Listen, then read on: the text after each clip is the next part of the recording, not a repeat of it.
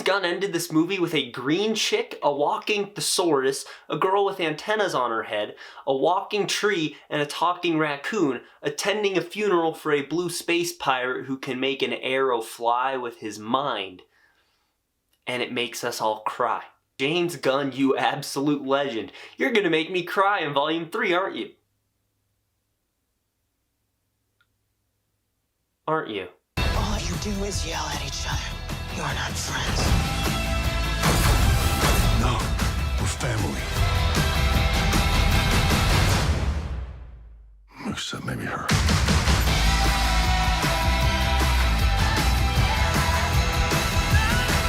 Guardians of the Galaxy Volume 2 is the sequel to the incredible Guardians of the Galaxy. In case you couldn't figure that out. This one features a very heartfelt and very personal story of family and fatherhood, and god damn, this movie is emotional. It basically starts pulling at the heartstrings immediately, and it doesn't let up.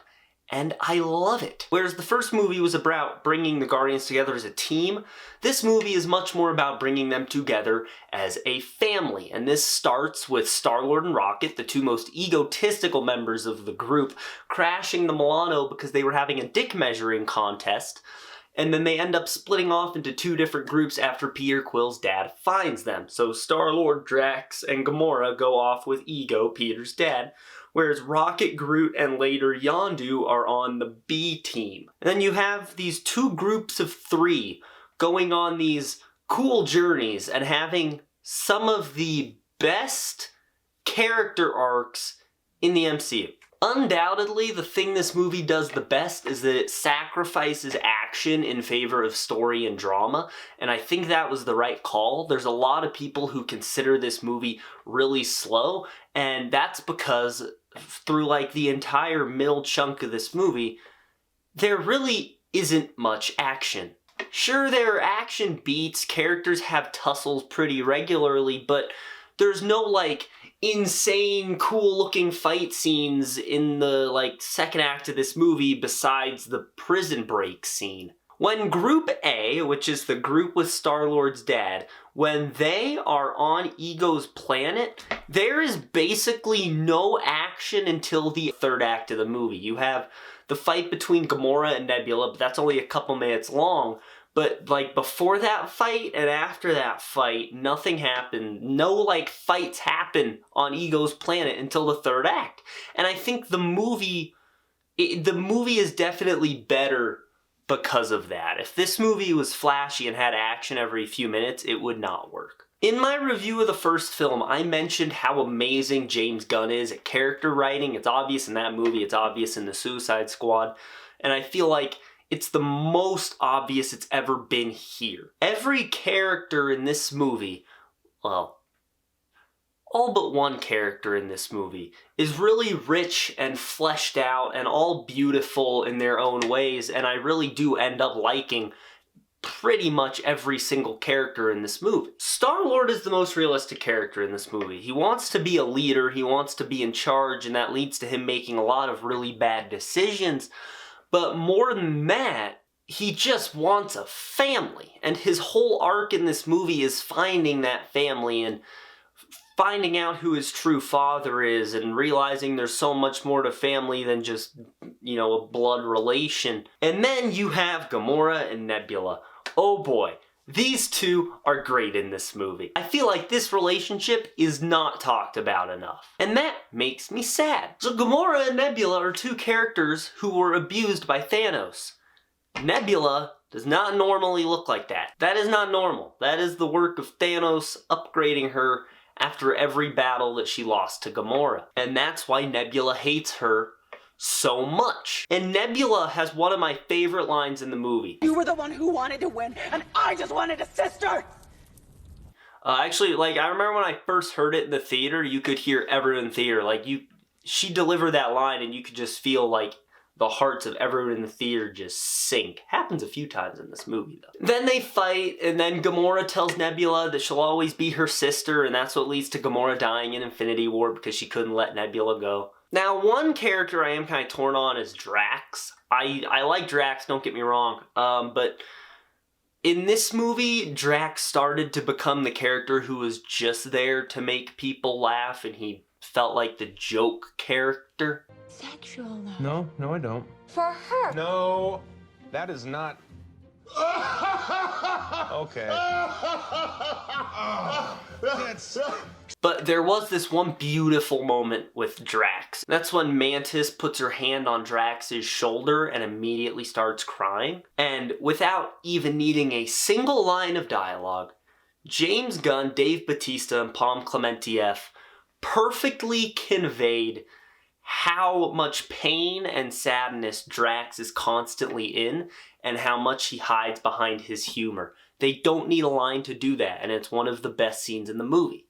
And that is a level of writing I cannot wait to see in Guardians of the Galaxy Volume 3. Oh my god, that movie's gonna go hard. Alright, now let's talk about my favorite group of characters in this movie. Yondu, Rocket, Baby Groot. Baby Groot, by the way, is so unbelievably adorable. It breaks my heart every time I watch it when the Ravagers start beating him up. Like, it makes me so sad. But you know what's hilarious is that the entire time they're held prisoner, Baby Groot is sad and scared, but then the moment Yondu gets his fin back, Groot is looking all brave and he's the tough guy all of a sudden. I'm all alone and the night is so long. Man, the prison break scene is gold. I could watch that over and over and never get sick of it. Groot also gets to be the center of attention in the greatest opening credits of all time.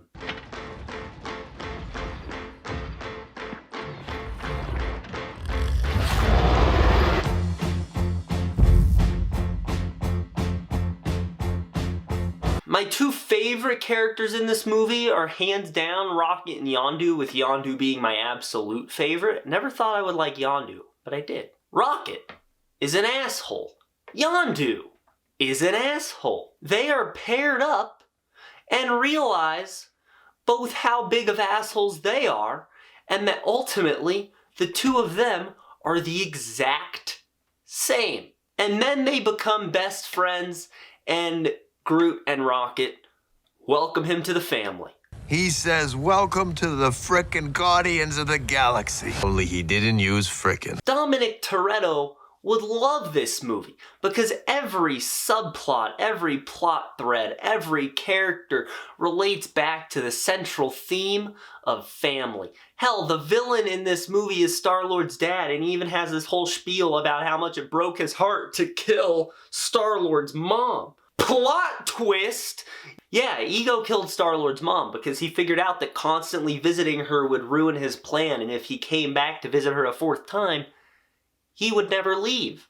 So what he did is just put a tumor in her head and murdered her. And they call Ego a Celestial, and it's weird because he doesn't look like a normal Celestial. He's a brain floating in space who constructed a planet for himself and then a body for himself. I'm not sure what's up with that, but hey, we call him a Celestial, so he's a Celestial. So the Guardians were killing Celestials before it was cool, Eternals. And I've always found it funny how he figured out what humans look like straight away. Then he decided to plant a piece of himself on every planet, so that way he could basically take it over and become the planet. Not sure how that would have worked with the Celestials' grand plan, but you know what? We'll talk about Eternals plot holes at a different time in the future. And he needed a being to share his power with, so he just banged every chick that he came across and started having children. Then he would have Yondu go and fetch the children for him, and if they did not have any godlike powers, and here's the dark part, he would murder them and put their bones in a cave in his planet that is later discovered by Gamora and Nebula. Which, by the way, is the most intense scene in the movie. Those 5 minutes when they discover the bones and then Gamora tries to interrogate Mantis to see what's up with the planet. I get chills every time I watch it, and I get chills just thinking about it. Now, Ego had a pretty solid plan. Now, he's not a great villain. You don't sympathize with him. His plan doesn't make sense to humans like us. But if you look at it from Ego's eyes, his plan makes perfect sense, because he has spent millions of years trying to figure out what his meaning is in life. Then he finds that supposed meaning, and then he's all excited to fulfill that purpose with his son, and then his son straight up murders him. He's a pretty good villain. I feel like people don't talk about Ego enough. Ego's a pretty solid villain. And I get that Ego was trying to be open with Peter and be completely honest with him, but telling him that he killed his mom may not have been the play. He had Peter right where he wanted him and then lost him. Ego, however, ain't the only villain in this movie. So now let's talk about an issue I have with it. The Sovereign don't need to be in this entire movie. The Sovereign give the Guardians a job. Get pissed at the Guardians because they steal the batteries. Chase the Guardians down, helping to destroy the Milano. Then they pay Yondu to kill the Guardians. Yondu doesn't do that. Taserface tells the Sovereign that Yondu let them free. Then the Sovereign go to Ego to take out the Guardians. They don't need to be in this entire movie. They're shitty villains, right? They hunt down the Guardians because Rocket stole a couple AA batteries. Here's what they could have and should have done with the Sovereign. Have them at the beginning of the movie because we get the action sequence, and then we can even have that chase scene, right? On the ship, we can have Taserface call Aisha and say they got away. We don't need to see them. They don't need to come in the third act, because they're in the third act just to inconvenience the Guardians. They're there to give them someone to fight, but they end up being so little of a problem that they're eradicated like almost immediately, and then they just get back to fighting Ego anyway.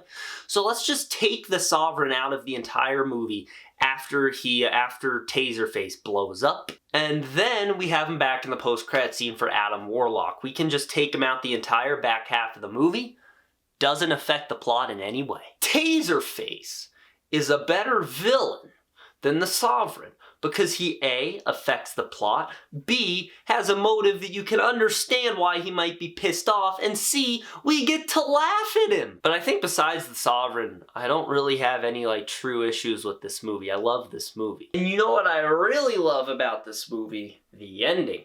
As in top 5 greatest MCU scenes love. Not only does it hit every emotional beat that James Gunn wants it to, it also ties together the entire movie, wraps up everyone's character arcs, and has an amazing song to boot. I'm not going to get into what makes the ending so great because there are already so many amazing videos out there explaining it, so just go watch one of those. So I'm just going to leave it at that. The ending of this movie is amazing. I'm going to give Guardians of the Galaxy Vol. 2 an A. Oh yeah, the soundtrack. People like to debate over whether Guardians of the Galaxy or Guardians of the Galaxy Vol. 2 has the better soundtrack. And I say it's kind of unfair because they're two very different soundtracks for two very different movies. But there you guys have it. There is my review for Guardians of the Galaxy Vol. 2. What were your thoughts on the movie as well as my review? Let me know down in the comments below. Also leave a like on this video, subscribe, click on the bell icon to receive all notifications from the MCU HQ. That's gonna be it. Have a great day, guys.